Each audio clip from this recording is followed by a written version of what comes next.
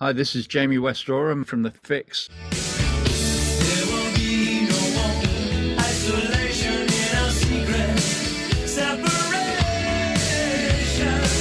And you're listening to the New Wave Music Podcast.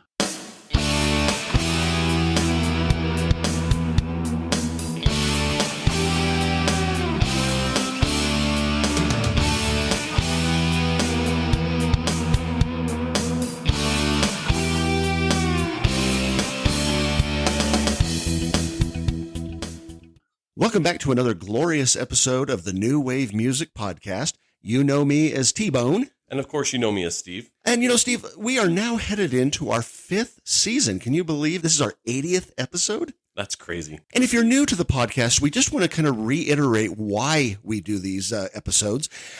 Two reasons, basically. The first and most important one is a lot of these bands from back in the 80s and early 90s are still putting out new music. Well, they usually don't get any radio airplay. So we wanted to make sure that people knew that these bands were still putting out music. And then the other reason is we don't do it as often, but every now and then we do new bands that kind of have that 80s new wave sound. We want to introduce new bands to new listeners. Before we begin, though, I wanted to mention our sponsor, Offside Apparel. We needed custom t-shirts printed, and we found Offside Apparel, and I'm glad we did. They have great prices and service. Yeah, you can design online or upload your own designs on their website at offsideapparel.com. It's the perfect solution for family reunions, schools, clubs, companies, you name it. If you need custom printed or embroidered apparel, check out Offside Apparel. Plus, they ship everywhere. And if you use the promo code NEWWAVE, one word, NEWWAVE, you'll get 10% off your entire order until May 31st, 2024. Once again, that's offsideapparel.com. And we want to thank our listeners in Tokyo, Japan. We really appreciate you listening to us over there. All right, T-Bone, I don't know about you, but I'm excited for this episode. Not only are we going to review the latest album from Jay Aston's Gene Loves Jezebel, but a little bit later on in the podcast, Jay himself is going to be joining us. So how about we just jump right into this? Yes, let's do. And for those of you that need a refresher on Gene Loves Jezebel, you're no doubt going to remember their hits such as Jealous,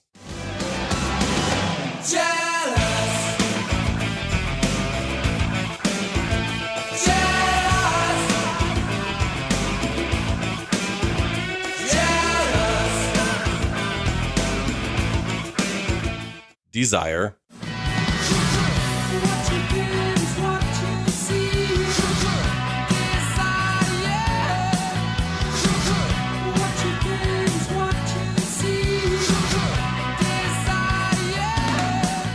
and The Motion of Love.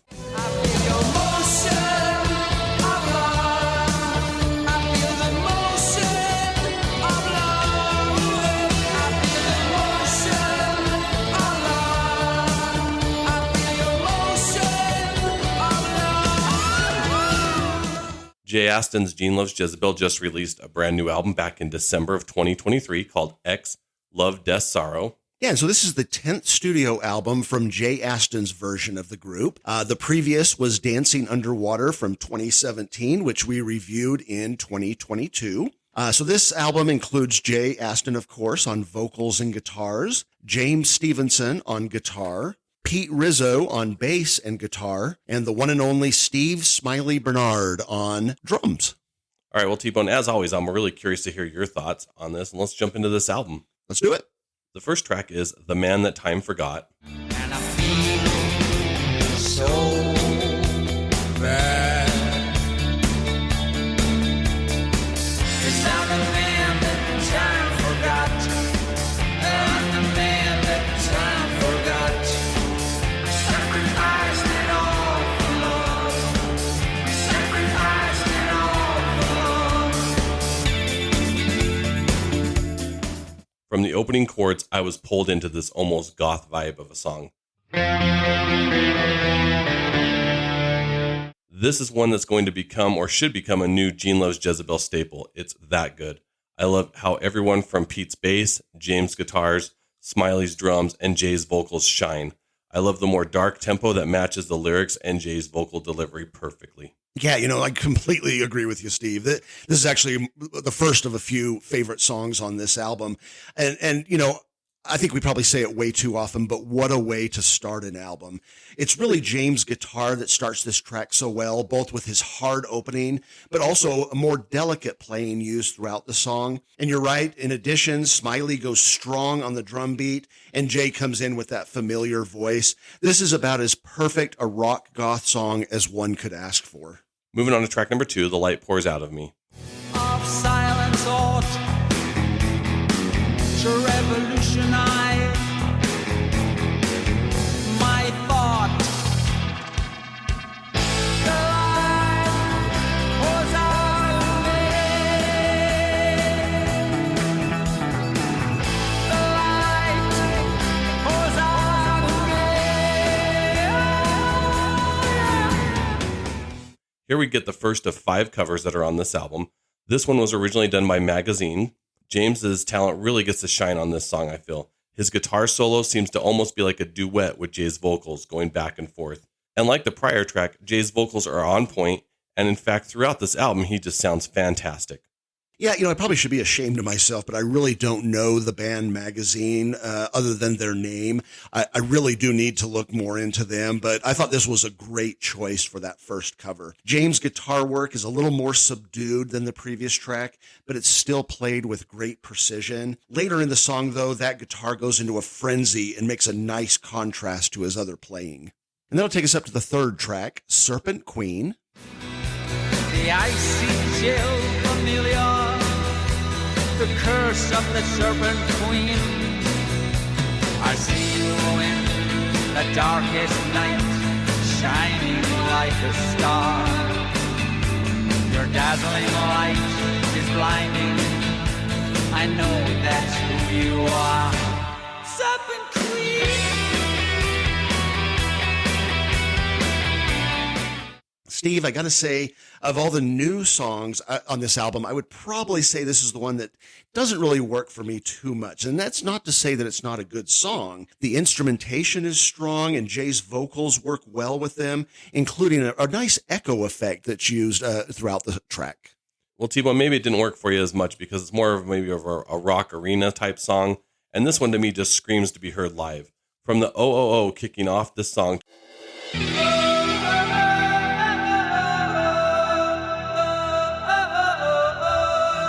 to the driving guitars and percussions, this made another exceptional listening experience for me. I enjoyed the vocal range that Jay does on this song, and it's matched by an exceptional guitar solo from James Stevenson. It's early to say, but I'm really liking how each track kind of just flows into the next one. So up next is the fourth track, Broken English. It's just an old war, not even a cold war. Don't say it in Russian, don't say it in German, say it in broken English. Just say it in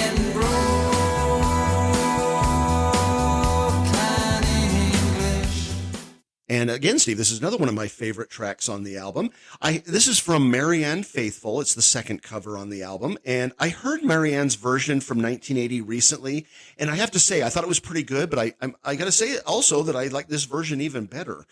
This is a song about the Cold War from that period of time. And I think it was a great choice putting it on this album with the state of the world today. Pete gives it a nice funk with the bass. Jay's vocals impressed me more on this one than on any of the other tracks so far. He sounds fantastic, especially during the chorus. And James gets into some serious guitar playing late in the song, and it is fascinating to listen to. Boy, T-Bone, you hit the nail on that review right there. We get the cover of Marianne Faithfull's Broken English, which I've heard it, I liked. It was okay, but I really do prefer this one. And it's because Jay and the band make this song their own. The driving percussion and the guitars have replaced the more synth sound of the original, and yet this one works perfectly. And I'm going to have to say that I actually prefer this version to the original. And you actually were reading a little bit of my notes, I think, about the lyrics, how this was done in the 80s during the Cold War, but yet it could have been written today. Yeah, absolutely. I agree. Let's move on to track number 5, Breathe Easy. across the forest, through the streets, to the land of sandy beach with you, girl. In a dream.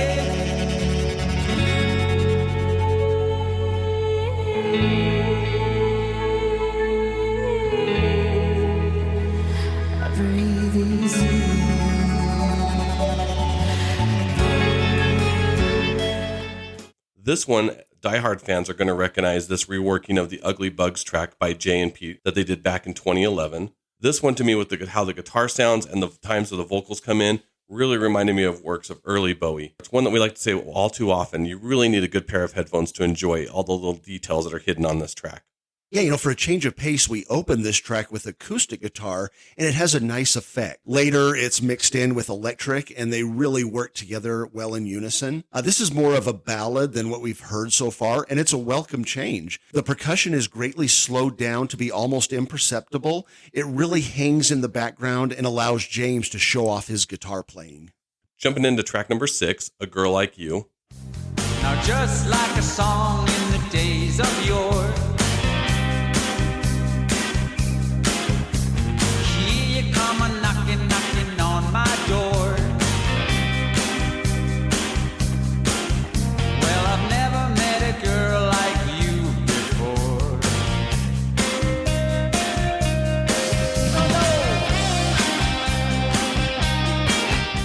Here we get the third cover, and this one's going to sound pretty close to the original, but Jay and company still make it their own. And if you're thinking that guitar effect sounds really close to the original version, well, you might be right. Tune into our interview with Jay as he explains why that is the case.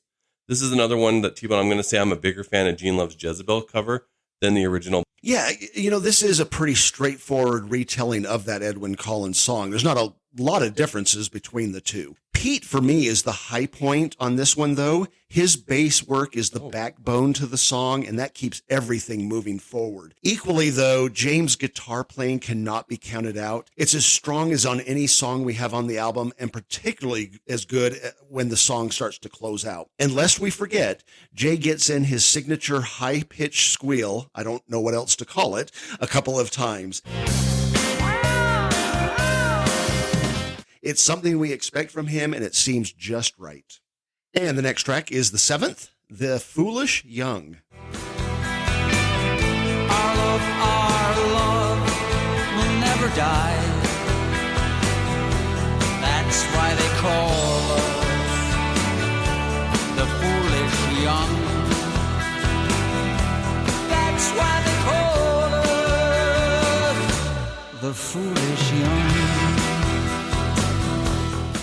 Jay's vocals on this track are some of the best. He has a lot of quiet passion, and it really spills out here. James doesn't get too flashy with the guitars, nor does Smiley or Pete in their respective positions, but this mid-tempo track has everything going for it. Late in the song, though, James comes out of nowhere and puts in a really exciting guitar line that, while short, really fits into the song's overall sound. And T-Bone, when I first heard this song, I thought it was another cover, as it definitely has a vibe or sound like something you'd hear from the band Suede, or London Suede, depending on which country you're listening to us. I really enjoyed how this one has more of a mellow tempo, and again, Jay's has a great talent to use that various vocal range to make the pace and flow of this song. And as it's been on the entire album so far, the musicianship is just on point. So that'll take us to the 8th track, In Between Days. Go on, just walk away. Go on, your choice is made. Go on, and disappear. Go on, away from you. And I know I was wrong when I said it was true, that it couldn't be me and be her in between without you. Without you.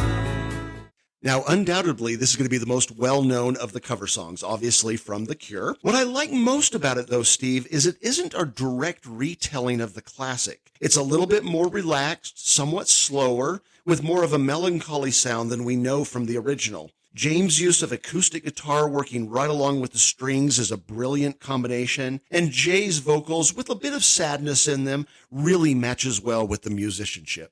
Yeah, T-Bone, I really liked how Jay Aston and the band did this cover. It's a beautiful, moodier, and stripped-down version of The Cure. Jay's vocals mixed with some strings at some points are just amazing. I didn't expect to really enjoy this haunting version of the classic song by The Cure, and I don't think any other band could have done this song justice, as Jay and the company really pulled out a great version of this song. And interestingly enough, as we found out with our interview with Jay, this was not the original song that they were going to cover from The Cure. What song were they going to cover? Well, you're just going to have to stay tuned for our interview with Jay Aston to find out. That's going to bring us to track number 9, Young Girl. I can't can't sleep for a week because I can't believe that you're with me. You're always with me. Young girl, you're so much older than me. Young girl, you're so much older than me.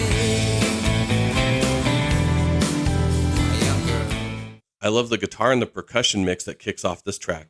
And again, how these songs just flow together when you listen to the album in its entirety just adds to the enjoyment of this album. This song is another one that has various musical layers that blend perfectly with Jay's vocals and make this yet another song worth listening to. You know, Steve, I was a little concerned as this song began, as it sounded a little too much like they were using the note progression from the 6th track, A Girl Like You. Certainly not the same, but there is a similarity. That sound continues at different times during the track, but fortunately it's not necessarily the focus, so it's fairly easy to move past it. Once again, Pete gets to move this track along with a great bass line. Moving on to track number 10, You Can't Hurt Me Anymore. You can't wound me anymore. The scars will heal. The blood will run dry and flow once more. 'Cause you can't hurt me anymore. I'm already gone. I'm moving on. Keyboards start off this song, and then Jay's stripped down vocals come into the mix, which I really enjoyed. This semi-ballad is another one that worked for me. The musicianship starts out a bit more simple on this track than what we've heard, and I enjoyed about halfway through how the pacing kind of built up and the progression slightly increased to build up to the climax of the song. Yeah, you know, a rather simple piano line opens this track. It's a nice different sound than what we've heard previously, which is something that I've really enjoyed about this album. We're finding different elements, keeping them fresh, and Jay accompanies it with some beautiful lyrics. And while those two are the focus of the track, James does get in some perfectly placed guitar moments, but it's just past the midpoint that the song completely changes. All the instruments come in and change the pace. It's a brilliant move, giving the song two different sounds. It's an unexpected treat.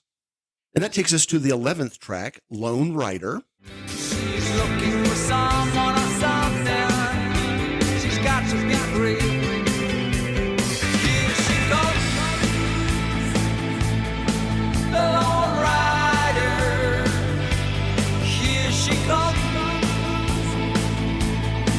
the Lone Rider. Right on.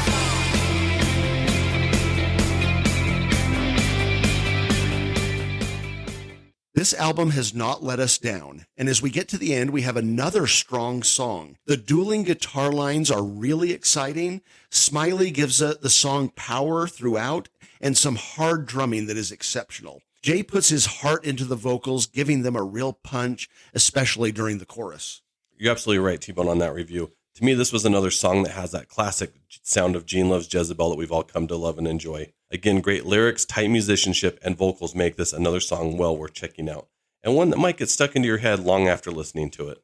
All right, and that's going to bring us to the final track of the album, the 12th, Another Girl, Another Planet. But I won't need rehabilitating. Oh no, I think I'm on another world with you. With you, I'm on another planet with you. With you, another girl, another planet. Another girl, another planet. Oh yeah! The album closes with the final cover from The Only Ones. I did a little reading about The Only Ones, Steve, and they sound like a very interesting band, but I'm not sure this is the right song to finish things. Not for the song itself, but for the pace. The previous song kept the energy high, but we now have a very slow song that seems like a bit of a letdown. Personally, I would have closed with Lone Rider. The musicianship, though not bad, doesn't add much to the sound of the song. As with the earlier Serpent Queen being my least favorite new song, this would be my least favorite cover of those chosen. Well, T-Bone, I think this one we're going to definitely disagree on. Here we get the final cover on what to me has been a remarkable album. I loved Gene Loves Jezebel's take on this song. Like what they have done with most of the covers, they have stripped them down, rearranged them, and made them to sound their own. This is a beautiful song and to me a perfect way to close out a fantastic album. Well, when we reviewed Dancing Underwater, I have to say that I was pleasantly surprised. I hadn't really been following Gene Loves Jezebel over the past couple of decades, and that album slipped under my radar. With this follow-up, though, Jay and the band have crafted a solid number of songs and given us covers that are equally well played and produced. And fortunately, Jay's songwriting talent hasn't diminished. This is a very good album that I'm sure fans will find well worth looking into, but I also think it could easily find new listeners willing to try something they're unfamiliar with. So, getting to the point, though there were a couple of misses here, obviously I really recommend this album. T-Bone, no surprise here. I really enjoyed this album. It's been on heavy rotation on my playlist since I've heard the album. It's a shame that this album was released at the tail end of 2023, as it would have easily made it into probably the top half of my top 10 of last year. I highly recommend this album, and I dare say it's the best Gene Loves Jezebel album that they've released. Every track to me I felt was solid, and I feel this album will appeal to not only the diehard, to the casual fans, and maybe even pull in a few new fans once they hear it. Now that we've reviewed the album, we are thrilled to have the lead singer of Jay Aston's Gene Loves Jezebel with us, the man himself, Jay Aston. Welcome to the podcast, Jay. Oh, thank you, T-Bone. Thank you, Steve. So, Jay, if we can we go back in time just a little bit? We're curious, how did you come up with the name Gene Loves Jezebel? Oh, it's funny. History would have been a lot easier if I'd known that there was a Gene Vincent song he covered called Jezebel. I knew Frankie Lane had covered a song called Jezebel. But the truth is, it comes from when John Lennon died, around that period when we were starting. I was the rock and roll album. We did a Bebop-A-Lula cover by Gene Vincent. So I thought I'd use Gene Vincent's name in the name as part of the name. And someone called me Jezebel, which I didn't know much about because I was so colorful, apparently. And at the time, music at the time was like Bauhaus, Killing Joke, Crass. Everything was black at that time, is what we call goth now, I guess.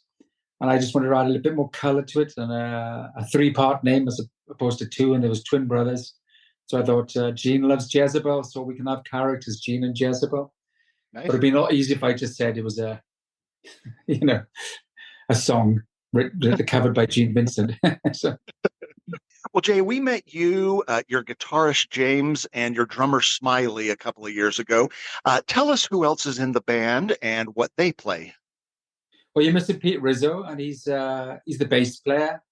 So it's me, James, and Pete have been together forever, basically. So Pete and I since 1984, and James joined in 85 when our guitar player had a nervous breakdown. So James has been on Desire and, Break the Chain, Jealous, millions of songs. And Pete and I on Stephen and Flame and all those kind of songs from way back when, Upstairs and stuff like that. Smiley's not quite as long, right? No, Smiley, James knows from The Alarm, which he was in Joe Strummer's band. Oh. And so, I just saw, we did a tour with The Alarm, and I just thought he's a fantastic drummer and he's a fantastic personality. And so, the drummer situation, we do float them a bit. We got Chris Bell plays with us sometimes, who's on stuff like Desire, for instance. Sometimes Robert Adams, another drummer, or Joel Patterson. But there's 3 or 4 guys in the last 40 years we use, And but Smiley's the current, he's been the busiest with us the last couple of years.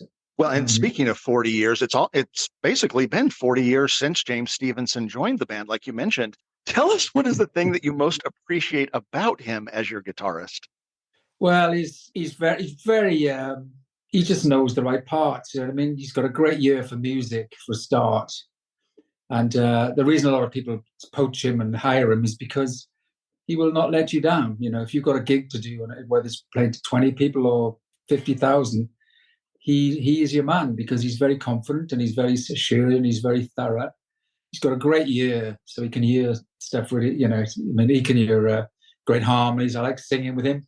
He's not technically a lead singer, but I do like his voice, but we harmonize well together. So one of the first songs we harmonized was Sweetest Thing, and that's him harmonizing with me on that, which is great.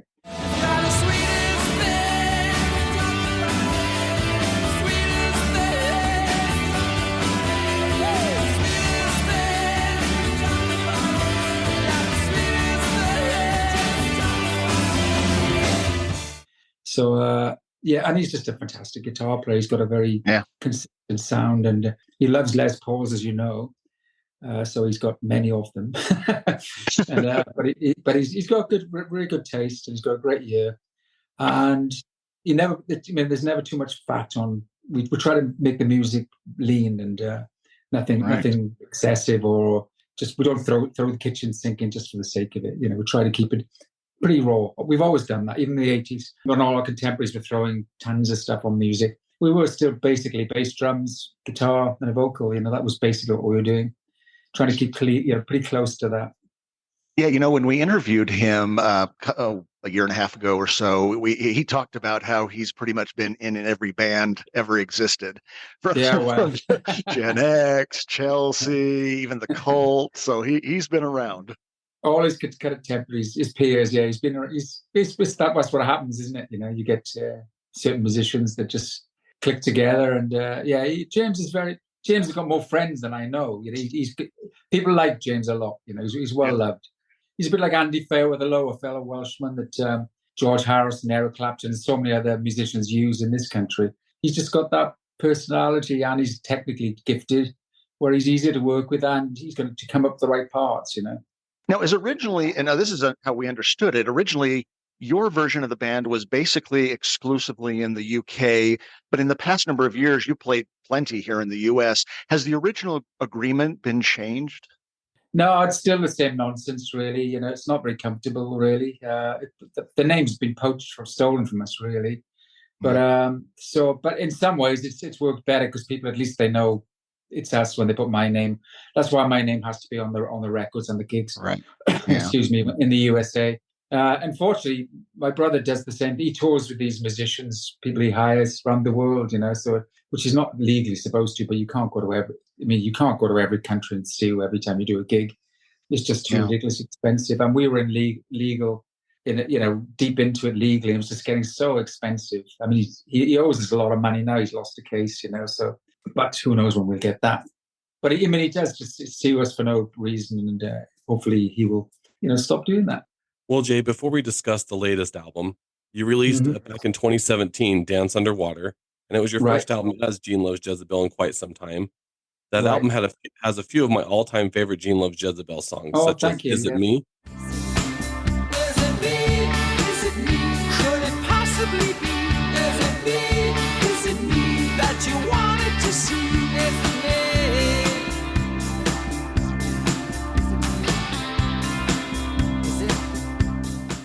And How Do You Say Goodbye to Someone You Love?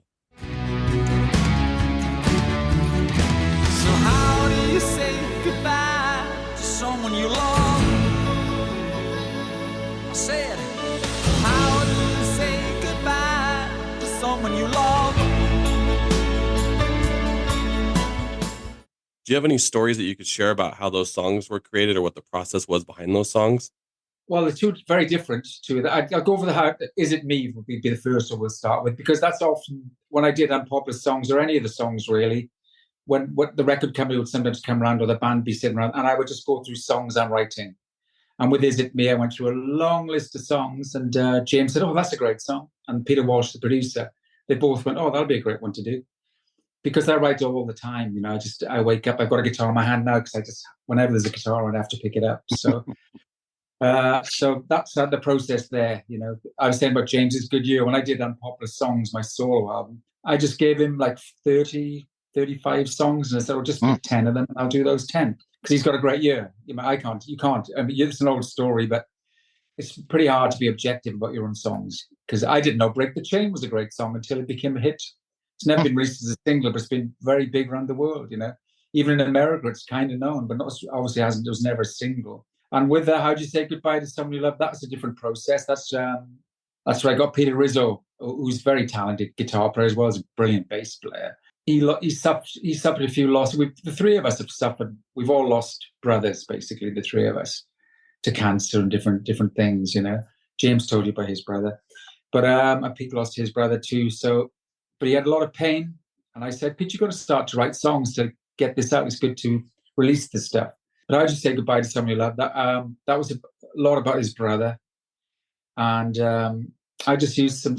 I mean, he just played me the chords, and I wrote a chorus for it, and just hopefully it captures the pain of that, So that sometimes we do that last song in the set, and there's not many bands that can play a ballad basically as the last song in the set because it's so powerful, So very powerful, and the amount of people that come up to us after it who've never, even when the album wasn't out, would be like, that was so moving. So it's a touch. Thank you for that. It's a beautiful song. I think it's one of the best we've ever written, I think. Yeah, as a matter of fact, the last time that we saw you guys was kind of here in Salt Lake, was kind of a small little engagement that you came to. Yes. And that's the first time that I heard that song. How do you say a new song, goodbye? Yeah. And very moving, very touching song. I really appreciate it. So Jay, let's talk about the new album, X Love Death Sorrow, which dropped at the end of 2023. How long have you and the band been working on that album? It's a long story because I'd written a lot of songs for a solo record because I love playing on my own. It's very challenging. It's very different to play with such professional musicians. And I decided to go to Cleopatra Records. I got a few friends that know them, and they were interested in me doing some solo work. And they'd offered me some free demo time. And if they liked it and I liked it, we could release it. I just happened to mention that we owned several of our old albums. And they said, "Oh, why don't you do a new Gene Loves Jezebel album?" Because they knew I write a lot of the songs, So I said, "Sure." I talked to the boys about it, and let's go and do an album. So we decided to go to Wales, where I'm from, and record an album just the same sort of process as before. They said to us, "Why don't you do some covers for a change? Because that'll bring, it'd be interesting. We've never done covers, and it'll be interesting for fans of other bands. Maybe they might hear us. Interesting way of getting into us as well." As a marketing tool, I guess you could look at it. And it was just fun for us to do other people's songs. So we just picked some songs, some of my songs, and a couple of songs I wrote with Paige. And then we decided to do some covers. And that's how the album happened, really. It was all just everything worked together really, really quickly. And the covers I just chose them really quickly. And everyone just said, "Let's do those." And I think it worked really well. I think it's a very cohesive album. As a matter of fact, the opening track, "The Man That Time Forgot," I really do believe, and I mean this sincerely, that it's probably as good a song as the band has ever done. Did you know that you? Oh, you're welcome. Yeah, did you know you were onto something when that song started coming together? It's a funny thing with sometimes people play me some music and I'll write something to it, or I'll have some lyrics and I'll put it to music, like "How Do You Say Goodbye to Someone You Love." With that, Pete just played me that riff, the and he's such a brilliant bass player. You could just groove to what he's doing, So for some reason, the lyrics just came very quickly, very quickly, and I always liked it.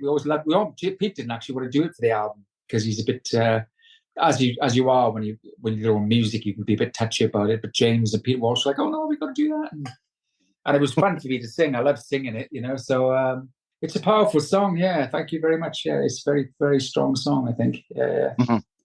Yeah, Pete and I have written some good songs together. Oh, yes. So Jay, you kind of mentioned almost half the album is made up of covers.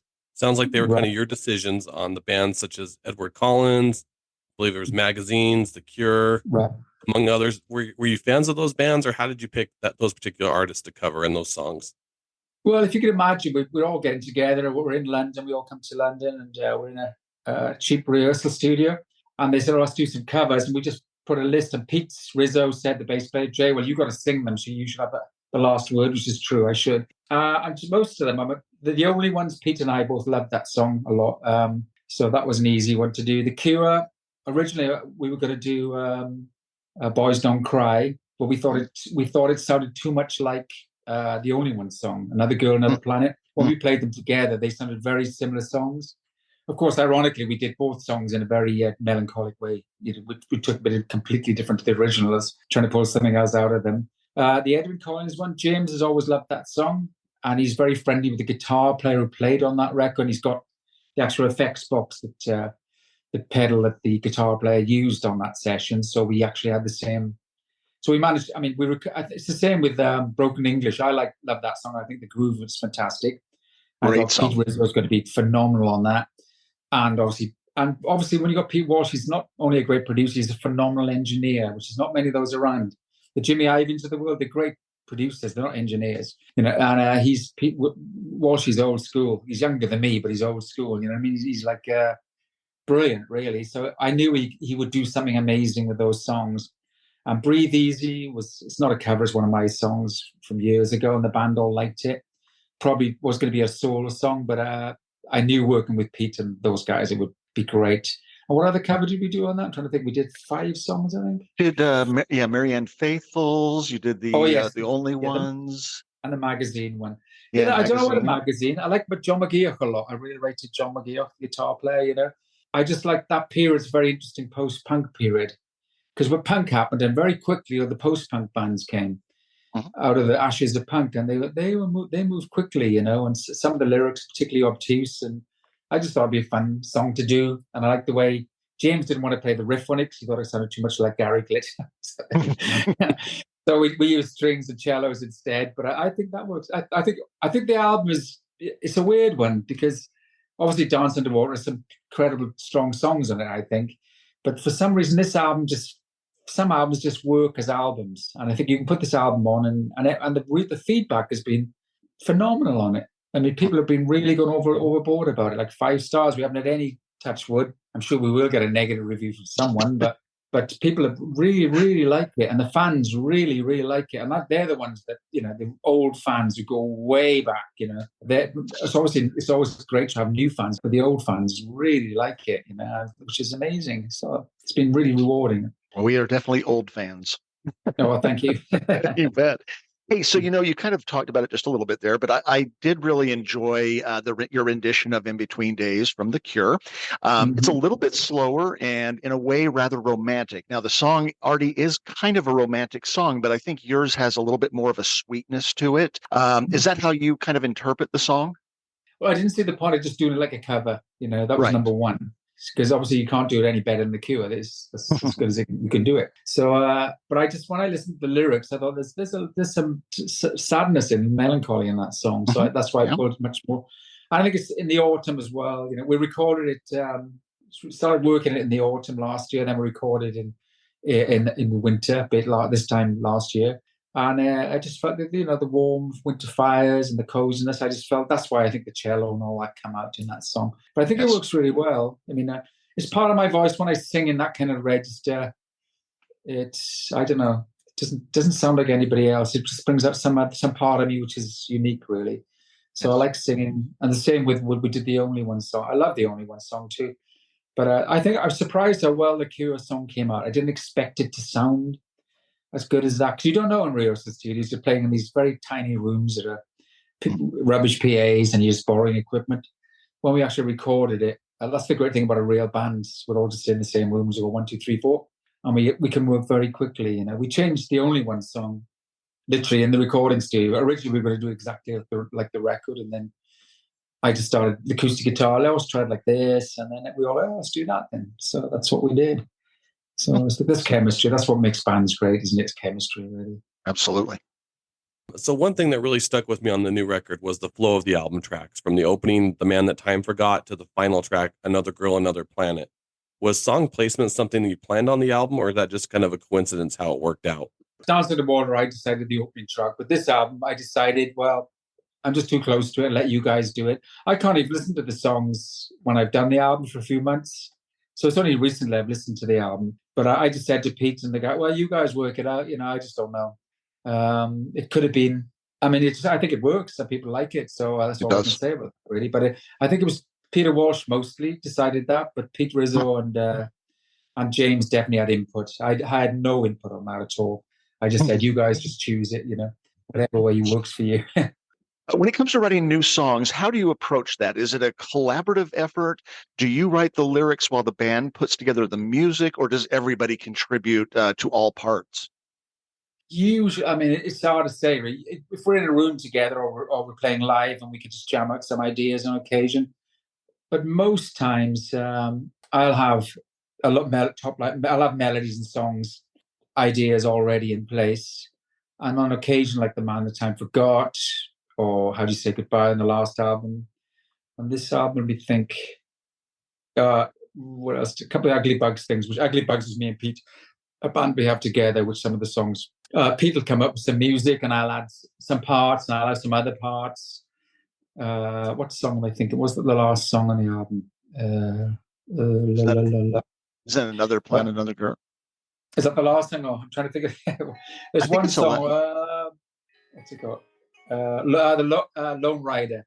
Oh, that right. song. That's the only song where we had the music, but the original song I had to the lyrics and melody. I didn't think it worked that well. So I said, I want to rewrite the song. So that's the only one where we went. And when we got back to London, we booked some more studio time for a day, and we finished the song there. So that was the final song in that way. But otherwise, it's usually, I'll have a song, I'll start strumming and I love you, baby, and off we go, So.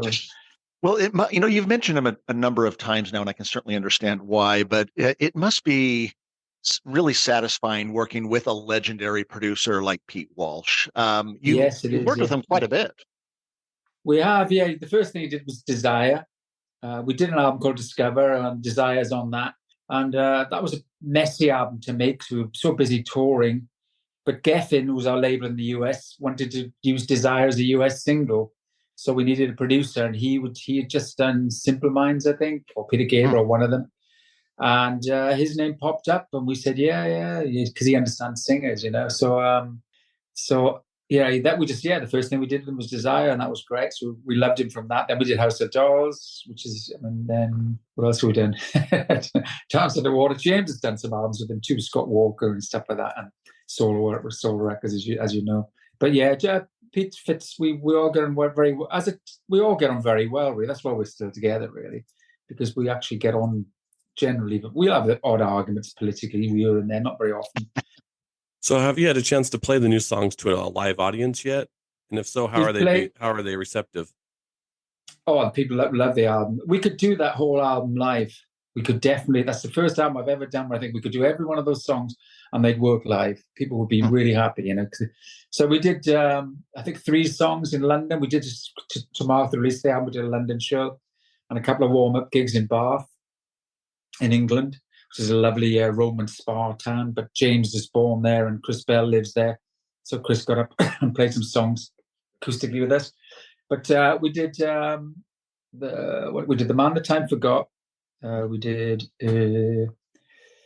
Lone Rider. What other song did we do? Oh, we did the Cure song as an encore. Final encore. So, and it was because I just said I must join the Cure because the audience sang the whole thing for me.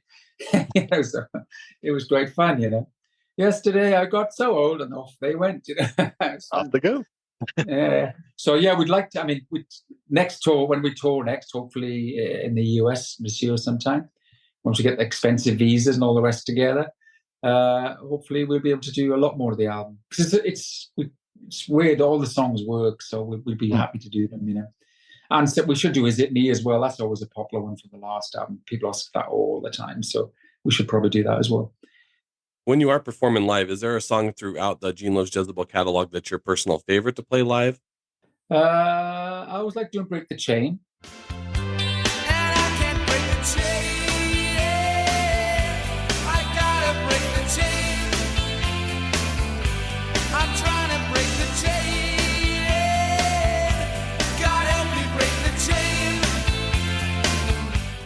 It's one of those sleepers. We did it. It was like the last song on side 1 or 2 of Heavenly Bodies, which was always our favorite album. Maybe the new album's our favorite album now. I don't know, but that was a sleeper.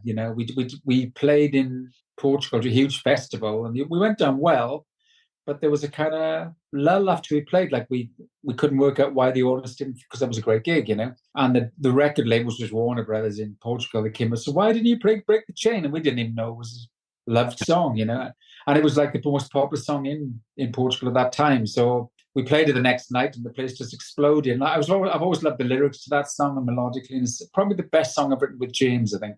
But we've written some good songs together. But I think that's my favorite we've written together, where it's you just start playing it and people go, and off they go. It's just like bang, which is amazing. So, but I mean, yeah. What else do I like doing? I don't know. They all mean something to me, all the lyrics mean, they're all real. Yeah, none of them, apart from Who Wants to Go to Heaven, every song is about somebody or something was in my life at the time. So they're all your babies. They're all my babies. Yeah. So yeah. So all the people, if I'm singing about Josephina, Josephina comes back into my head, you know. So that's why you shouldn't write songs about ex-girlfriends. So, Jay, I've got a good one here for you. And I've asked this of other artists that we've talked to, but over 40 years in the business, does that make it easier or more difficult coming up with new songs for albums? I write all the time. You know, I'm always, I mean, as Keith Richards says, this guitar, there's so many, it's simple but very complicated. It takes you a million different ways of playing the same song, you know. I think I write better songs now, probably, but I do amaze myself when I listen back to the stuff I originally wrote, the first songs, and it's strong because I've always been into melody for a start, which is a major plus. You know, I mean, if you're into melodies, then you have a song which people will sing along to. But the most thing I'm pleased is I can still sing because most people my age, and not most of them, but a lot of them just can't sing anymore. They just blow in their voices or abuse their voices. And so that's precious to me. To wake up and be able to sing is a beautiful thing. So I don't find it. I mean, it's physically. I mean, yeah, it can be. These tours can be very taxing, but the finances. I wish I could be U2 now, you know, or the Stones, where they do a gig and take 5 days off, but you can't because financially we can't afford to do that. We have to literally do night after night. So, but that's the way it is, you know. Well, you know, Jay, I'm glad you're not YouTube because then we wouldn't have Gene Loves Jezebel. Ah, there you go. I wouldn't want to be U2 either, personally. You want to be who you are. That's the important thing. That's right. You're just as valuable as anybody else. We're all. That's right. So, Jay, it sounds like you alluded to there might be a tour plan for 2024 for the States. On a selfish request, on behalf of me and T-Bone, we hope Salt Lake City's on that tour. Yes. Oh, we always had a massive, like, very, you know, amazingly passionate following in Salt Lake City over the years, you know. We used to play a lot on the radio there, I know. So was it Dom was the DJ there? Was it that guy called Dom used to be the DJ there? Dom Casual. Yeah. He used to play us a lot. I know that. Yep. So people are really familiar with our songs, you know. When you go to a town and they ask for a song like Why Can't I? Why can't I see you smile? It makes it all worthwhile. So let me see you smile. That's amazing because they're proper fans, you know what I mean? And they get really excited when we play that song. When we go to a town like Salt Lake City and they ask for a song like Why Can't I, which is on Kiss of Life, and that's a long song, and they're so happy that you play it. It's great when you play places like that where they really appreciate not just the hits, as they say, but deep into your catalogue. It's a beautiful thing. We saw you along with The Alarm a few years ago here in Salt Lake, and it must be kind of an odd but interesting situation where you're sharing musicians. Like sharing a girlfriend, I guess. Because, you know, Smiley and James, they're with The Alarm and they're with you, and so it's kind of an odd situation, I would think. It is. It's I mean, this hard work for them. You know, I mean, I wouldn't fancy doing it. You know, Mike Peters always trying to drag me on stage to an encore, and that's too much for me. As I always say. But no, James, as you know, James loves it. Smiley, physically for a drummer, you know, the singers and drummer. I mean, if you're like me, I move around a lot.